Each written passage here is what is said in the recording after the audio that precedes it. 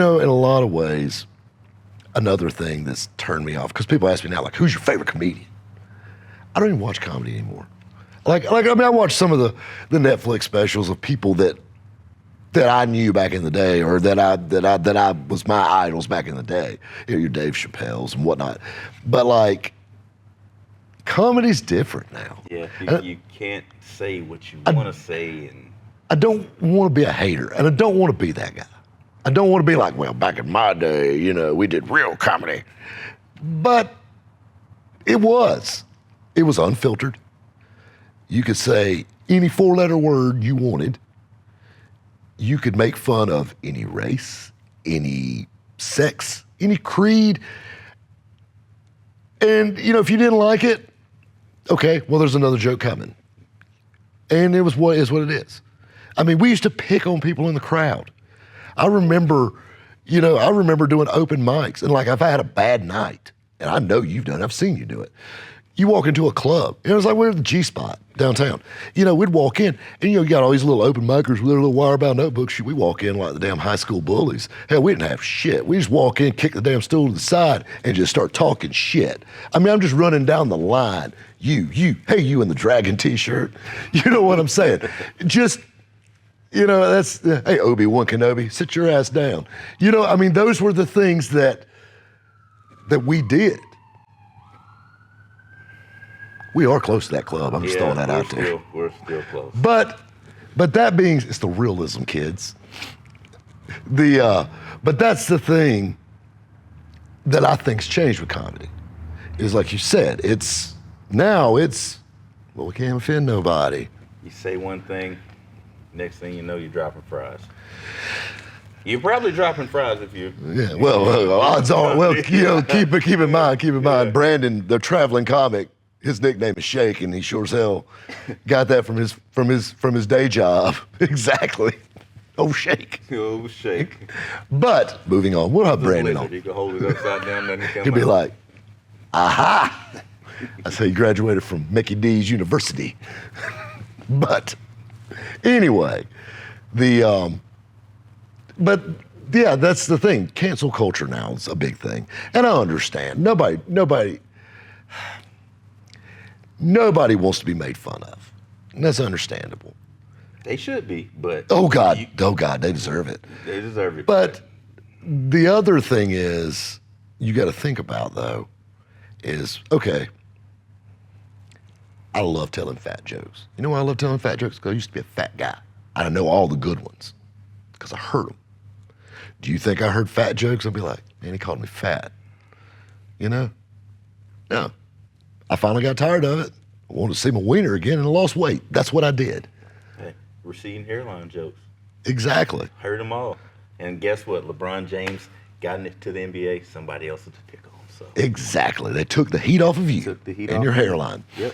But that's what it's about, though. Is you got to understand, to tell a good joke, there's going to be an ass to this joke. There's got to be something you're making fun of. And unfortunately, these somethings now group up and put the comedian out. And then what do you have?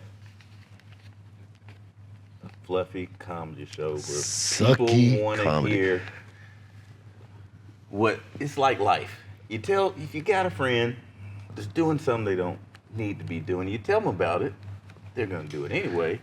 But then when something bad happens, they say you should have told me. Well, okay.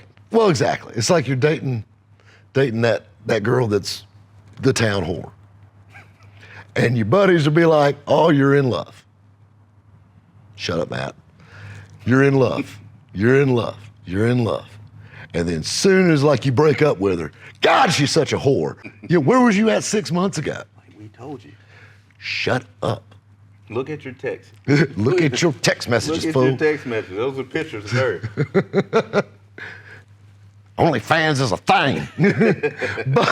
but see, that's comedy. That's comedy right there. You're making an ass out of the whore. So you're making fun of her. So that's the thing. So now is all the whores going to team up and put us out?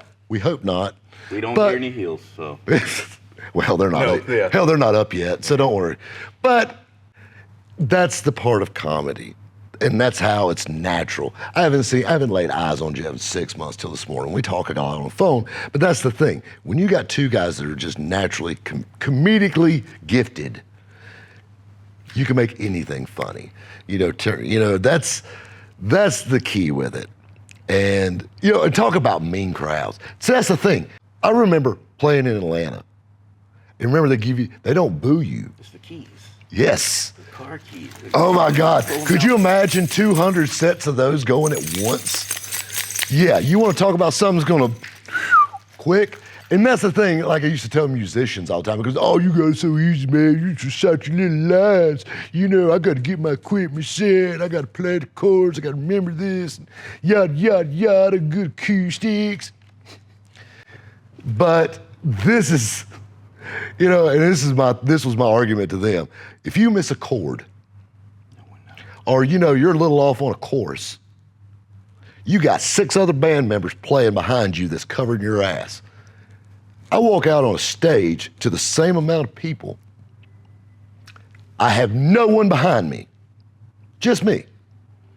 I tell one bad joke, it's over. Happened to me.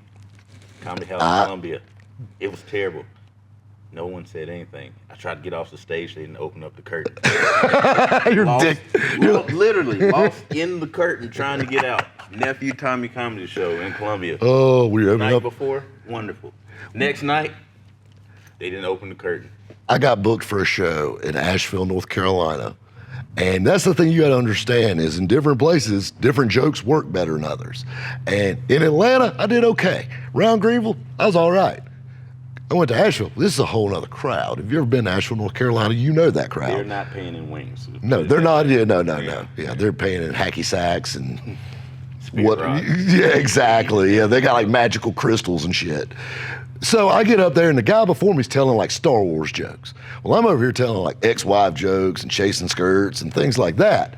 Well, I get up there and I'm as lonely as Kunta Kinte at a Merle Haggard concert. It's just like crickets. What the hell? I just killed in Greenville with this same set. And here, you can hear the guy sweeping in the aisles. And I'm just like, well, that's my time. I gotta go. We'll see you, bud. At least they opened up the curtain for you. I don't even think we had a curtain. But what's the best thing you took out of comedy that's helped you in life? Once again, like you said, if I can make you laugh, I can get you to buy. I know some of my customers are seeing this right now. I made you laugh. Thank you. Thank you. You paid my mortgage. But it is the truth. You know how many times I've had customers come in madder than hell about something, and it's like the Jedi mind trick. They'll come in, damn it, this is this. I used to do a truck shop all the time.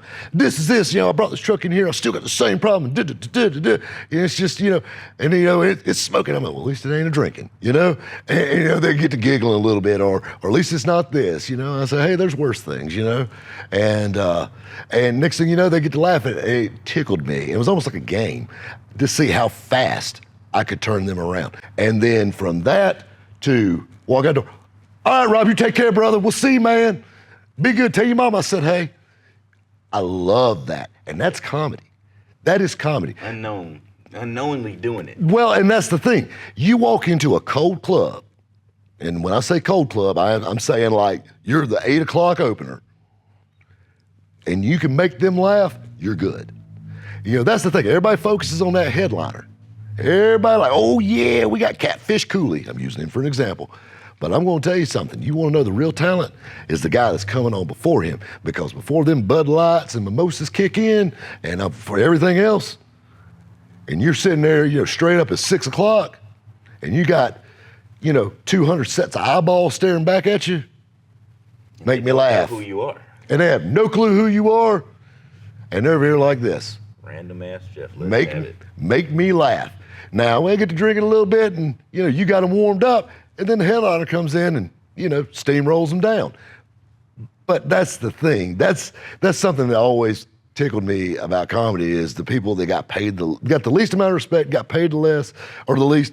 Everything. The guy that was literally staying with one of the bouncers for the club on his couch was the guy that had the hardest job. Yeah, the John Stockton of comedy. Be like, I got a couch you sleep on. Thanks. Yeah, John You know, I mean, Steve Kerr, like I say, he didn't win shots. They don't remember that. no. Remember Jordan. Yeah, exactly. That's all they Nobody's remember. buying Steve Kerr's shoes. He never even had a I don't- shoe. I don't- That's how you know. I think he had a fila. You bought it. Rob bought it.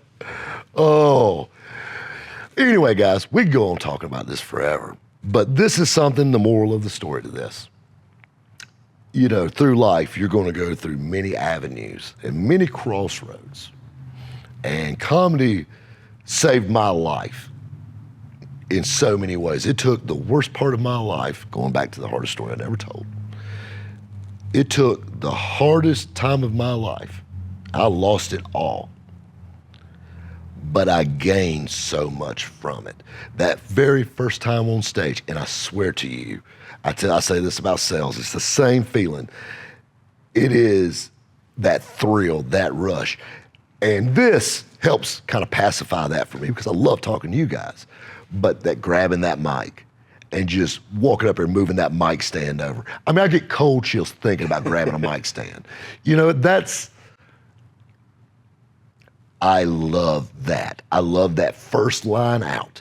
You know, like, I mean, just praying for a good showing and celebrating Jumping after in. the club. Pulling the parachute. Oh, forward, God. And it opens up. Just poof. You know what I mean? And then when you say you're that time and they're standing up and you got that one goofy bitch over there laughing all loud and stuff, that's what it's for. That's what you do it for.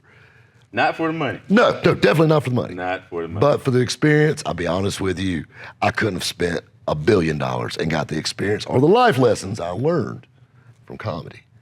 And that's something important to remember. You know, it may be stand-up comedy, it may be a different job, it may be something.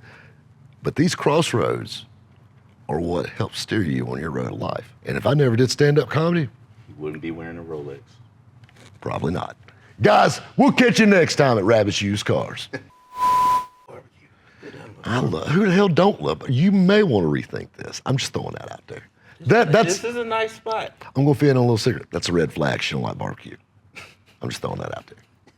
He's gonna get me shot. Damn it.